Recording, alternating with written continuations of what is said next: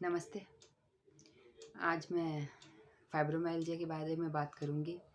एक ऐसी बीमारी, एक ऐसी डिज़ीज़ जिसके बारे में बहुत कम डिस्कस होता है या लोगों में बहुत कम अवेयरनेस है, या यूँ कहें कि इसका डायग्नोस भी जल्दी से नहीं हो पाता। फाइब्रोमाइल्जिया का डायग्नोस जल्दी से नहीं हो पाता। बहुत लकीली पर्सन होते हैं जिनका डायग्नोस जल्दी हो जाता है, वरना पेशेंट दर-दर भटकता रहता है, एक डॉक्टर से दूसरे डॉक्टर के पास, दूसरे से तीसरे के पास। और फाइब्रोमाइल्जिया के जो सिम्पटम्स हैं, उनकी भी कोई लिमिट नहीं है। इतने सिम्पटम्स आते हैं कि पेशेंट फ्रस्ट्रेट हो जाता है। और फ्रस्ट्रेट ज़्यादा तब होता है जब उसके टेस्ट सारे नॉर्मल आते हैं।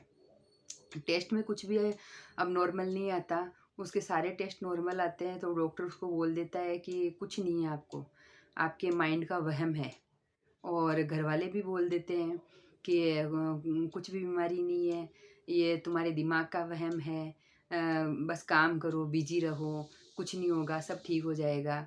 तो उससे फ्रस्ट्रेशन और ज़्यादा बढ़ जाती है। और डॉक्टरों के पास पेशेंट सिम्टम्स को लेके घूमता रहता है और सिम्टम बेस पर डॉक्टर दवाएं देते रहते हैं। कभी क्या सिम्टम आ गया तो उसकी दवा, कभी क्या सिम्टम आ गया तो उसकी दवा। तो 2-4 दिन रिलीफ रहता है, फिर उसके बाद में वही पेन, वही सिम्टम, वो सब चलता रहता है। और उसके बाद में पेशेंट सोचता है कि चलो आयुर्वेदा ट्राई करते हैं। वो आयुर्वेदा ट्राई करता है, होम्योपैथी ट्राई करता है, लेकिन कहीं से आराम नहीं मिलता। और फिर वो एलोपैथी मेडिसिन पर ही आ जाता है। और एलोपैथी मेडिसिन में अगर फाइब्रोमाइल्जिया डायग्नोस भी हो गया, बाई लकीली डॉक्टर बता देता है कि आपको फाइब्रोमाइल्जिया है, तो फिर वहाँ पर डॉक्टर उसको एंटी डिप्रेशन और डुलोक्सिटीन, एमिट्रिप्टिलाइन, प्रिगाबालिन, ट्रामाडोल, मिलनासिप्रान जैसी दवाओं पे लाकर छोड़ देते हैं। तो पेशेंट वो दवाएं लेता है लंबे टाइम तक, 5-10% तक तो उसे रिलीफ मिलता है। फिर उसके बाद में उससे ज़्यादा उसको रिलीफ नहीं मिलता। फिर वो दवाओं को छोड़ने की कोशिश करता है, तो दवाओं के विड्रॉल सिम्टम्स आते हैं, साइड इफ़ेक्ट्स होते रहते हैं। वो अलग से बात, वो दवा छोड़ ही नहीं सकता। छोड़ते ही उसको विड्रॉल सिम्टम स्टार्ट, वापस वही सिम्टम स्टार्ट। तो दवाएँ छूटती नहीं है और दवाओं के साइड इफ़ेक्ट आते रहते हैं। तो अब करे तो क्या करे? मरीज़ बहुत फ्रस्ट्रेट हो जाता है। और आयुर्वेदिक दवा जब लेता है तो आयुर्वेदिक दवाओं में क्या होता है, कई सारी दवाएं मरीज को सूट ही नहीं होती। हकीकत बात यह है। और ये सब मैं क्यों बता रही हूँ, क्योंकि मैं खुद भुगत चुकी हूँ। मैं खुद फाइब्रोमाइल्जिया की पेशेंट रही हूँ और मुझे आयुर्वेदा पर बहुत ज़्यादा बिलीव था। क्योंकि जो आयुर्वेदा का जो प्रिंसिपल है वात पित्त कफ, वो कई हद तक ठीक है, कई हद तक ठीक है। तो मुझे लगता था कि सारी जो बीमारियां होती है वो सब इन्हीं 3 प्रिंसिपल्स पे बेस है। तो मुझे आयुर्वेदा ट्राई करना चाहिए। मैंने बहुत सारी आयुर्वेदिक मेडिसिन ट्राई करी, कुछ कुछ ने वर्क किया, लेकिन अधिकतर मुझे सूट ही नहीं होती थी। क्यों नहीं होती थी कि फाइब्रोमाइल्जिया के अंदर बॉडी में जो कंडीशन होती है ना, वो ऐसी है, कितने सारे फूड आपकी बॉडी टॉलरेट करने लग जाती है, फूड सेंसिटिविटीज़ भी हो जाती है। मैंने खुद भुगती है। कितने सारे फूड आप खा नहीं सकते, खाते ही आपको ब्लोटिंग हो जाती है, या यूँ कहें पेन ज़्यादा बढ़ जाता है बॉडी में। तो दवाएं कहाँ से सूट होगी, वो नहीं होती। और रही बात होम्योपैथी की, तो होम्योपैथिक दवाएं सूट तो हो जाती है, लेकिन रिजल्ट उतना कोई ख़ास नहीं मिलता उनका भी। तो इस तरीके से ये सब चलता रहता है। और जब पेन 10/10 हो जाता है तो ट्रामाडोल के बिना काम ही नहीं चलता। तो ऐसी सिचुएशन होती है फाइब्रोमाइल्जिया के पेशेंट के साथ। और फाइब्रोमाइल्जिया के अंदर ओनली फिजिकल सिम्टम ही नहीं, मेंटल सिम्टम्स भी आते हैं। जी हाँ। तो अब ऐसा क्यों हो रहा है? जब डॉक्टर को पूछते हैं तो डॉक्टर आपको उसका कोई रीज़न, सही रीज़न नहीं बताता। जब आप डॉक्टर को पूछेंगे कि फाइब्रोमाइल्जिया का क्या रीज़न है, ये सब क्यों हो रहा है, तो डॉक्टर यही बोलेंगे कि कोई एक रीज़न नहीं है इसका, बहुत सारे रीज़न हो सकते हैं। वायरस इन्फेक्शन हो सकता है, या फिर ट्रॉमा, या फिर स्ट्रेस, या फिर दूसरे कुछ जैसे बीमारी, कोई बॉडी के अंदर कोई छुपी हुई डिजीज़ है जिसका डायग्नोज नहीं हो रहा है, उसकी वजह से हो सकता है। तो बहुत सारे रीज़न डॉक्टर बता देते हैं, कोई कंफर्म रीज़न नहीं बताते। लेकिन फाइब्रोमाइल्जिया को मैंने बहुत सालों तक जिया है, और उसके बाद मैंने बहुत सर्च करी फाइब्रोमाइल्जिया के बारे में कि ये क्यों होता है, किस कारण होता है, और बहुत रिसर्च किया।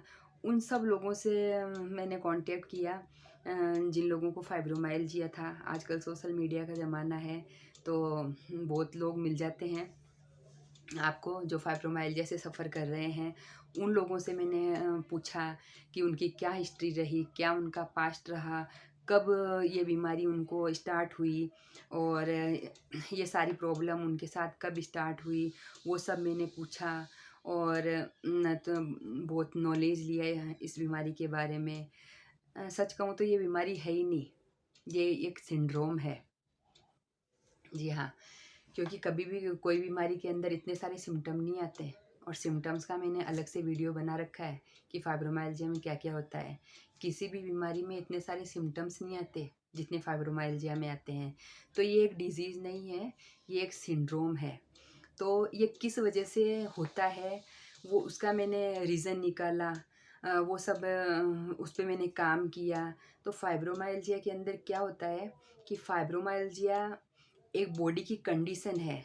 आपका जो माइंड है वो डेंजर ज़ोन में स्टक हो गया है, और कंटिन्यू आपके माइंड में डेंजर अलार्म बज रहा है, और वो इतने सारे सिम्टम्स आपका माइंड ही क्रिएट कर रहा है, ना ना कि आपकी बॉडी। बॉडी आपकी नॉर्मल है, टेस्ट आपके नॉर्मल है, लेकिन ये सारे सिम्टम्स आपके माइंड क्रिएट कर रहा है बॉडी में। और क्यों कर रहा है, उसका भी रीज़न है। तो अभी ये माइंड डेंजर मोड में क्यों चला गया, तो उसके रीज़न आपके पास्ट की लाइफ में रहे हैं कुछ ना कुछ। तो अब आप सोचोगे कि योगा कर लो, मेडिटेशन कर लो, उससे ठीक हो जाएगा। नहीं भाई, उससे नहीं होने वाला। आपके माइंड को रिट्रेन करना पड़ेगा, आपके माइंड को ट्रेनिंग देनी पड़ेगी, और जो ये डेंजर अलार्म बज रहा है ना कंटिन्यू, उसको बंद करना पड़ेगा। और वो कैसे बंद होगा, उनके सारे अलग से मैं वीडियो बनाऊंगी, वो सारी बातें बताऊंगी, जो जिससे ये सारे सिम्टम्स आपके रिवर्स हो जाएंगे। और जो आपका माइंड जो डेंजर मोड में स्टक हो चुका है, बाहर नहीं निकल रहा, कंटिन्यू डेंजर अलार्म बजा रहा है, वो सब बंद हो जाएगा। तो उस पे काम करना पड़ेगा। मैजिक पिल तो नहीं है फाइब्रोमाइल्जिया ठीक करने की कुछ भी। लॉन्ग टर्म में थोड़ा फिजिकल और मेंटल वर्क करना पड़ेगा, तभी जाके आप फाइब्रोमाइल्जिया को ठीक कर सकते हो। और मैं खुद ठीक हुई हूँ। मैंने खुद ने अपने फिजिकल और मेंटल लेवल पे काम किया है, लेकिन उस पे किस तरीके से माइंड पे काम करना है, किस तरीके से क्या करना है, वो सब साइंटिफिक वे है। कोई ऐसे नहीं कि भाई हाँ, दो चार बातें कि ऐसे कर लो वैसे कर लो वो ठीक हो जाएगा। नहीं नहीं, एक पूरा प्रोसेस है, पूरा साइंटिफिक वे है। उसके बारे में मैं आगे बताऊंगी। तो फाइब्रोमाइल्जिया को आप ठीक कर सकते हो पूरी तरीके से, और ये सारे सिम्टम्स आपके चले जाएंगे। मैं खुद ठीक हुई हूँ, मैं खुद सालों तक डॉक्टरों के पास भटकी हूँ, आयुर्वेदा, एलोपैथिक, न जाने कितनी वो पैथी मैंने ट्राई करी, लेकिन किसी से कोई रिजल्ट नहीं मिला मुझे। और बहुत सारी थेरेपी भी ट्राई करी, उनसे भी कोई ख़ास रिजल्ट नहीं मिला। और जिन चीज़ों ने मुझ पे वर्क किया, वो सब चीज़ों का वीडियो मैं आगे बनाऊंगी। तो प्लीज़ सपोर्ट करिए मेरे चैनल को। अगर आप सपोर्ट करेंगे तो मुझे आगे वीडियो बनाने का मन करेगा। तो मेरा यही मिशन है कि जो मैंने झेला है, और बहुत सारे पेशेंट, अभी तो कोरोना के बाद में यूँ कहिए कि आप फाइब्रोमाइल्जिया के पेशेंट बहुत ज़्यादा बढ़ गए हैं। और वो पेशेंट जो कि ठीक हो गए कोरोना से, लेकिन वो फाइब्रोमाइल्जिया में अटक गए। तो क्यों अटक गए, उसका भी रीज़न है, वो आगे मैं बताऊंगी वीडियो के अंदर। तो फाइब्रोमाइल्जिया को आप पूरी तरीके से ठीक कर सकते हैं। और जो जिन लोगों को लगता है कि हम कभी भी ठीक नहीं हो सकते, हम अब ऐसे ही चलने वाला है, तो ऐसी बात नहीं है, आप ठीक हो सकते हो। तो उसका मैं आगे वीडियो बनाऊंगी कि किस तरीके से आपको माइंड बॉडी पे वर्क करना है। तो प्लीज़ सपोर्ट करिए, मेरे चैनल को लाइक करिए, सब्सक्राइब करिए ताकि मैं आगे और वीडियो बनाऊं। Thank you.